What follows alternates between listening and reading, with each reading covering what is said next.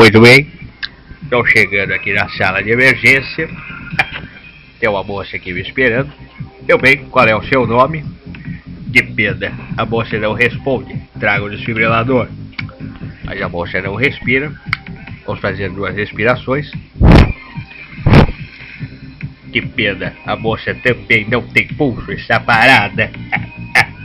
Vamos fazer 30 para 2, 30 massagens para as 2 respirações. Vamos lá, número 1, número 2, número 3, número 4, número 5. Chegou o desfibrilador. Vamos colocar as pás. Lombardi, qual será o ritmo, Lombardi? Fibrilação ventricular. Fibrilação ventricular, certa resposta. Mas vamos agora carregar com 200 joules. 300 joules. 360 joules. E agora o novo ACLS, 360 joules. Vamos lá. 1 eu me afasto. 2 vocês vai pra lá. 3 você vai pra lá. Vai pra lá. Atenção, carregando. Oi! Que pena. Não voltou. Não voltou. Vamos começar. Agora vamos entubar. Vamos ver a cânula número 6. 6,5. 7. Número 7,5. 7,5 tá bom. Vamos lá, laringo. Abre meia boca. Estou vendo a corda.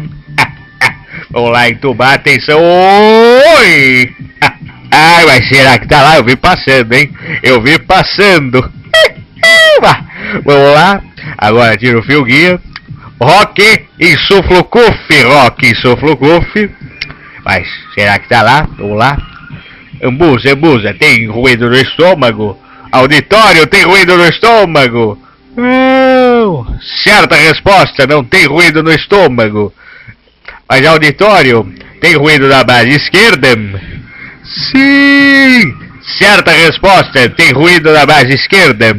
Mas será que tem ruído na base direita? Tem ruído na base direita, mas está bem entubada.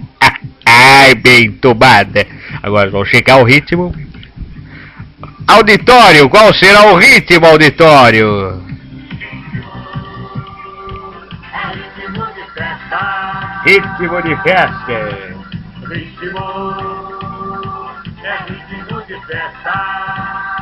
Que pena.